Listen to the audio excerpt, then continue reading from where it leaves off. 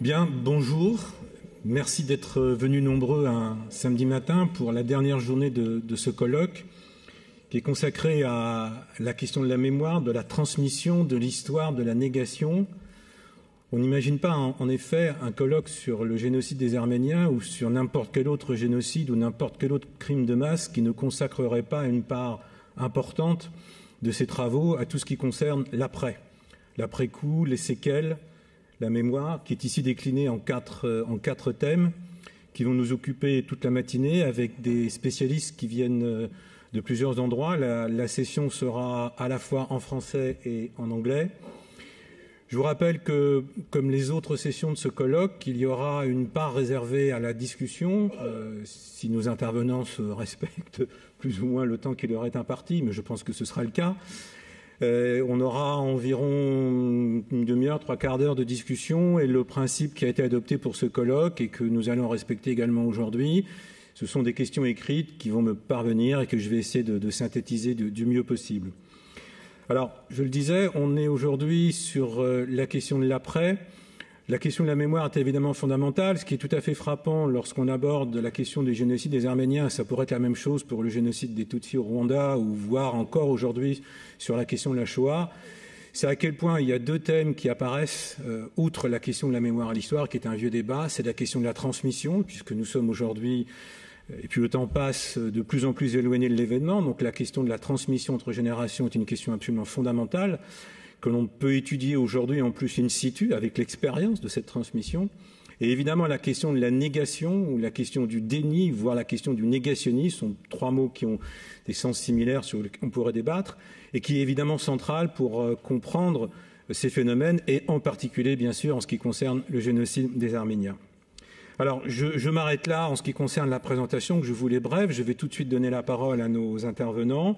Donc, ils ont à peu près une quinzaine de minutes. Je vais les présenter à tour de rôle avant leur intervention. Alors, je vais commencer donc par Marc Nichanian, qui est diplômé de l'école dialogues orientales pour l'Arménie, qui est docteur en philosophie, qui a enseigné la littérature arménienne dans plusieurs endroits dans le monde, à Paris, à Vienne, à New York, et qui est, je crois, surtout connu pour son intérêt pour les rapports entre littérature et témoignage. Il a notamment publié une trilogie entre l'art et le témoignage, littérature arménienne au XIXe siècle, publiée à la fin des années 2000.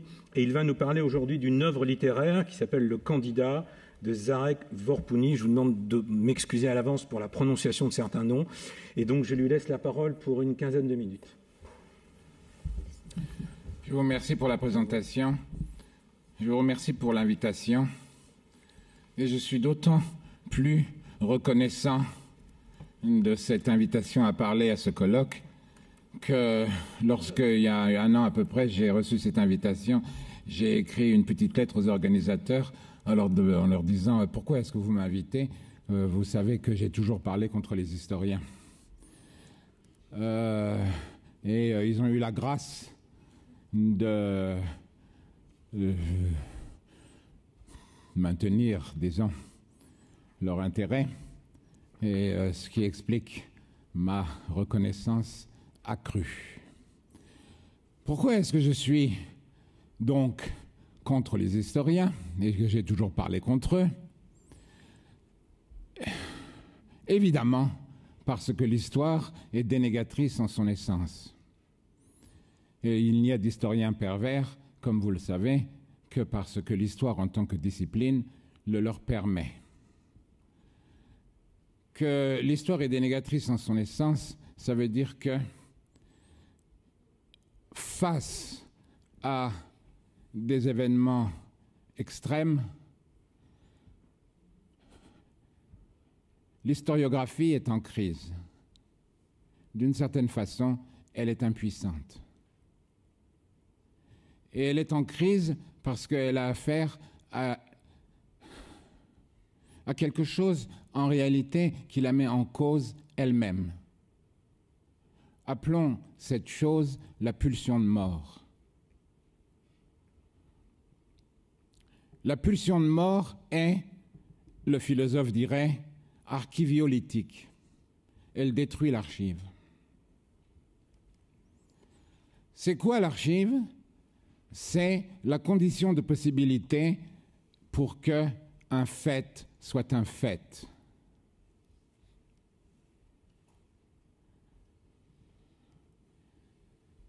Et donc, c'est quoi la volonté génocidaire? C'est la volonté, c'est une volonté de détruire la condition de possibilité pour qu'un fait soit un fait. Il n'y a pas d'autre compréhension possible de ce que c'est que la volonté génocidaire. Et puisque la volonté génocidaire, c'est la volonté de détruire la condition de possibilité pour qu'un fait soit un fait, évidemment, elle est, disons simplement que l'historiographie est impuissante face à la volonté génocidaire. Parce que la volonté génocidaire met en question ce qui fait le fondement même de l'historiographie, c'est-à-dire de ce qui construit l'histoire pour nous.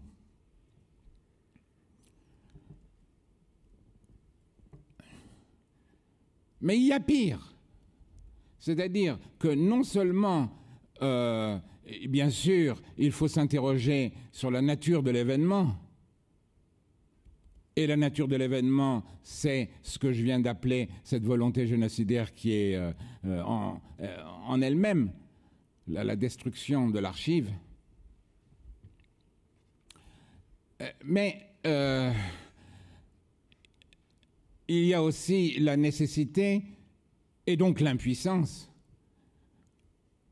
généralisée à s'interroger sur ce que c'est qu'un témoignage. Et je ne vais pas vous expliquer ça longuement, mais on en a eu la preuve hallucinante il y a 2 ans en Turquie, lors du débat qui a eu lieu entre historiens de langue turque autour d'un témoignage qui était celui de ce Torosyan, témoignage qui, de toute évidence, était partiellement fictif, comme tout témoignage, nécessairement. Et donc, pendant des mois, il y a eu un débat entre historiens turcs de bonne volonté pour se demander est-ce qu'il s'était trouvé à Gallipoli, est-ce qu'il avait fait ci ou ça, etc. Et clairement, et je l'ai vu de mes propres yeux, il y avait dans ce témoignage d'étranges fabrications.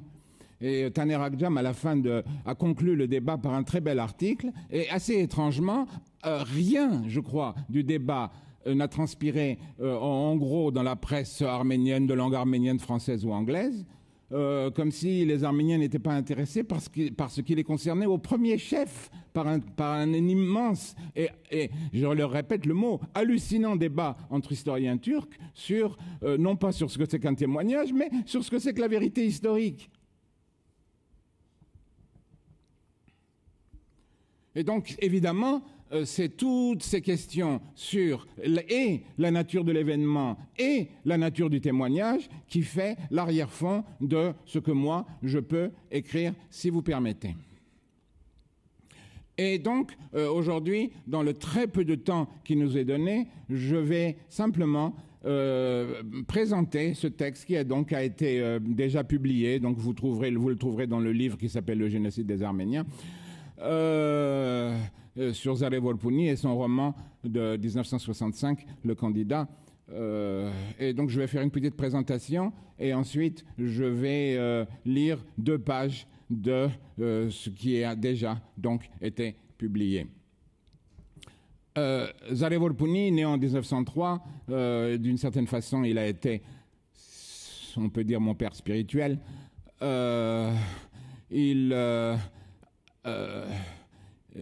Né à Ordu, au bord de la mer Noire, il est venu à Paris vers 1922 et il a toujours vécu à Paris, à part ses 4 années de déportation en Allemagne.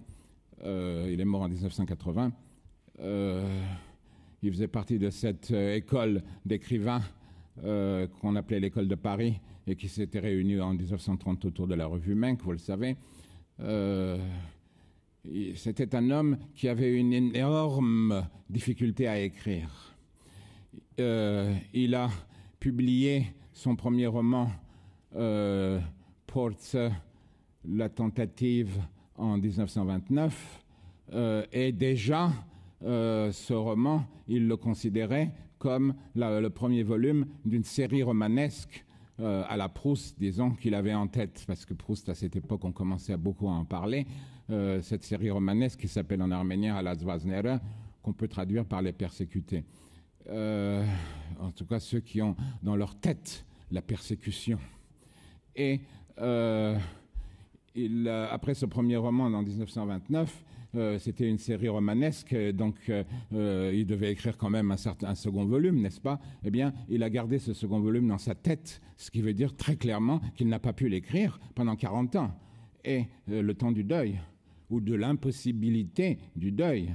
Et donc, il a publié le second volume en 1967, et ça s'appelle Le Candidat. Je dis 65 parce que clairement, il l'a écrit en 65, pendant l'été 65.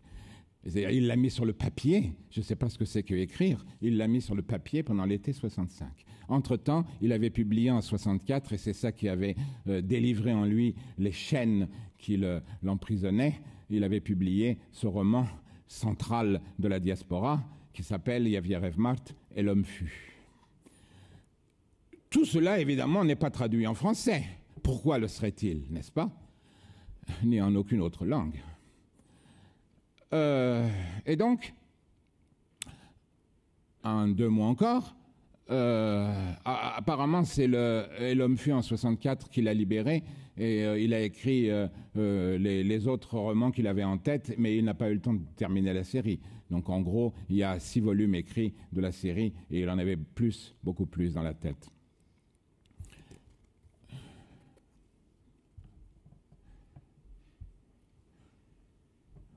Au milieu de ce roman, il y a un témoignage. C'est évidemment un témoignage littéraire, dans le sens que c'est un témoignage, entre guillemets, fictif. Et fictif, ça veut dire plus réel que le réel, sans doute, parce que, mais ça je ne pourrais pas vous l'expliquer aujourd'hui, les témoignages réels, ils ne parlent jamais de la chose même, n'est-ce pas? Ils parlent des morts, des viols, des fuites, des meurtres, de la déportation. Ils ne parlent jamais de la catastrophe. C'est-à-dire qu'ils ne parlent jamais de la chose même qui est la chose catastrophique. Et la chose catastrophique, évidemment, c'est le meurtre du témoin en l'homme. Et le meurtre du témoin en l'homme, ce qui fait que le témoin est mort en l'homme, cela coïncide entièrement, de part en part, avec le fait que le génocide n'est pas un fait. Si c'était un fait, on le saurait. On le saurait par le témoin.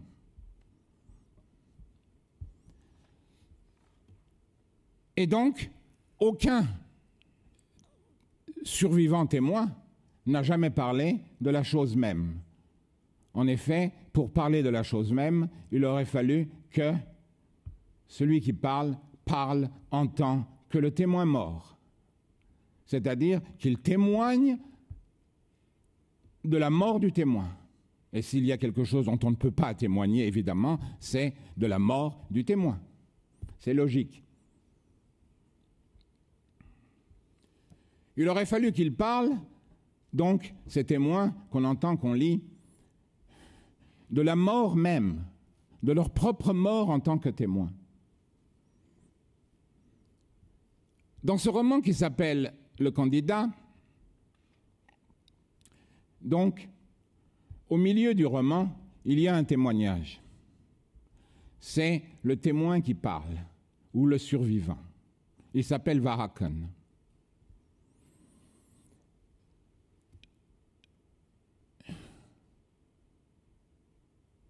ce seul témoignage fictif placé au milieu d'un roman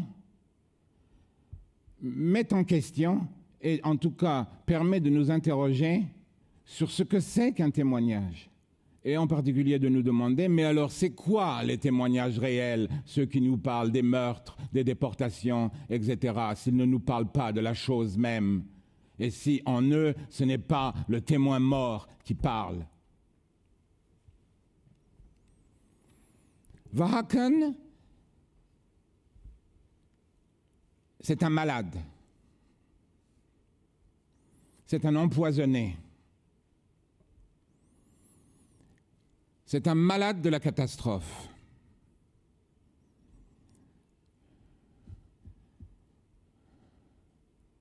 Et parce que c'est un malade de la catastrophe, il tue. Il tue le bourreau en lui-même, le bourreau qu'il habite et qu'il abrite. Dans le roman, l'action du roman se passe en 1927, à Paris, ici même, au bord de la Seine. Il tue un ami turc qu'il a connu à Paris, parfaitement innocent, qui s'appelle Zia, la lumière. Il tue la lumière.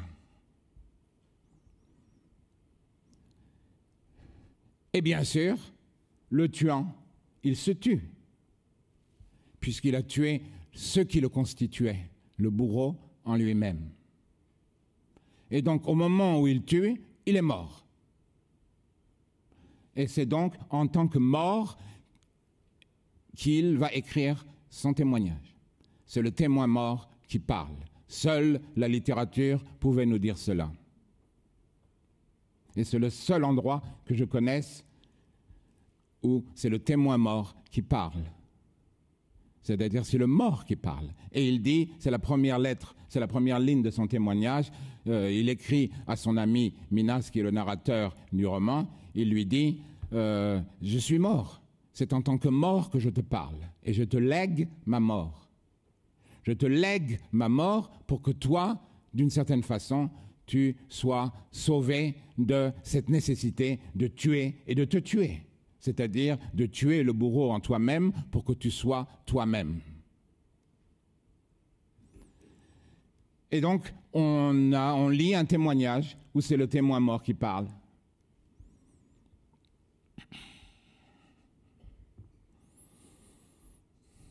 Il a tué parce que l'ami turc lui demandait pardon. Lisez, vous verrez pourquoi et de quoi il lui demandait pardon, mais il lui demandait pardon. En arménien, étrangement, nous n'avons pas de mot pour le pardon. En anglais, forgiveness. Nous disons, il a dit, le jeune ami turc lui dit, Nerorutyon. Il dit, Nerorutyon grentrem. Il dit, Gneres. C'est-à-dire que si on traduisait en français, on pourrait traduire aussi bien par excuse-moi ou je m'excuse. Et quand en 2008-2009, quand il y a eu sur Internet cette campagne de la demande de pardon de la part de 4 intellectuels turcs, de langue française d'ailleurs, qui, en quelques lignes, 3-4 lignes, demandaient pardon ou s'excusaient. En anglais, c'était « I apologize ». Et donc, on ne sait pas, et ils ne savaient pas eux-mêmes s'ils s'excusaient ou s'ils demandaient pardon. En arménien, il y a un autre mot qui est « torutyon ». Et quand on écrit sur le pardon et quand on traduit par exemple tout ce que Derrida a écrit pendant les 15 dernières années de sa vie sur le pardon et qu'on veut traduire le mot pardon en arménien, on est bien embêté parce que le mot nerum en arménien veut dire amnistie et précisément le pardon ce n'est pas l'amnistie. Donc cet essai que vous lirez tourne autour de ces questions du témoignage, du pardon et du sacrifice. Parce que c'est le troisième thème dans ce roman.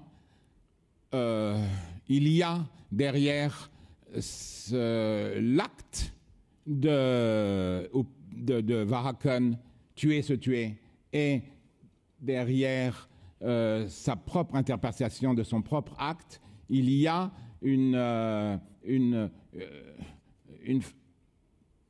compréhension, une interprétation de la catastrophe qui est que la catastrophe, c'est la fin du sacrifice. Et donc que le temps pré-catastrophique, c'était un temps sacrificiel. Le sacrifice, c'est là où le bourreau et la victime sont le plus proches l'un de l'autre. Ils sont le même. Mais c'est aussi le temps où il n'y a pas de réciprocité. C'est-à-dire que ça ne peut pas se retourner. Et donc, la fin du sacrifice, mais aussi de façon aveuglante et là encore difficile à avaler, Varhaken interprète son propre geste comme le dernier sacrifice, c'est-à-dire celui qui nous débarrassera enfin de cette souillure du sacrifice en nous, c'est-à-dire du sacrifié en nous. Et maintenant, je vais, dans les 2 minutes qui me restent, je vais lire un petit passage de ce petit texte et je m'arrêterai là. Vous savez, le 19 janvier 2007, Hrant Dink était assassiné à Istanbul devant les locaux du journal Agos, dont il était le fondateur et le directeur. Le terrible paradoxe derrière cet assassinat était que Hrant Dink avait été par excellence l'homme du pardon et de la réconciliation. Il avait œuvré toute sa vie pour le rapprochement des communautés et pour que le nom d'Arménien cesse d'être une insulte dans la langue turque, ce qu'il est, vous le savez bien, et pour que la présence de ces coreligionnaires dans le pays soit reconnue et acceptée, mais aussi inversement pour que les Arméniens en général parviennent enfin à se laver de ce poison qui les ronge, de ce terrible ressentiment de la victime à qui justice n'a pas été rendue. Et c'est le mot poison, comme vous le savez bien, qui a provoqué son assassinat. Parce que le bourreau habite dans la victime comme un poison dont il n'arrive pas à se débarrasser, mais le bourreau porte un nom pour la victime et Hrant Dink avait œuvré pour que ce nom, le nom de Turc, qui est le nom du bourreau pour les Arméniens, soit enfin délivré de ce poids. C'était le prix de la réconciliation et évidemment, il a été entendu à l'inverse de ce qu'il voulait. Il a été traîné pendant des années devant les tribunaux jusqu'à sa mort et il faut donc recommencer sans cesse le travail du pardon et de la réconciliation. Les conférences que j'ai données en 2009 sur ces thèmes du pardon et de la réconciliation en Turquie ont été prononcées explicitement au nom de l'amitié. Traduites en turc, elles ont été publiées en volume et des biat ve felaket. C'est ce travail que je continue en lisant les romans de Vorpuni. Ces romans peuvent être lus comme les romans du survivant, et en particulier cet extraordinaire roman qu'est Le Candidat, où le survivant parle en tant que témoin mort. Il lègue sa mort à son ami de son vivant. Il lègue sa mort à son ami de son vivant. Pour que d'autres puissent vivre, et en particulier pour que l'ami puisse vivre. Mais il se trouve que c'est aussi le roman du pardon et de la réconciliation. L'acte de léguer la mort à l'ami est aussi l'acte par lequel l'ami sera exempt du poison dont je parlais au début, le poison de la haine et du ressentiment. Et c'est l'acte par lequel le nom ne sera plus associé au bourreau dans la tête des descendants. Vorpuni laissait donc ce roman en héritage aux générations futures. Les générations futures n'en ont cure, évidemment, ou plutôt elles n'entendront ce qui se dit dans ce roman à propos de l'amitié et du pardon que s'il est traduit et étudié et si nous nous en faisons l'écho. Le fait que toute cette littérature de langue arménienne n'est pas traduite dans les langues occidentales, cela fait aussi partie de la chose même, vous le comprenez, c'est-à-dire de la catastrophe. Je vous remercie beaucoup.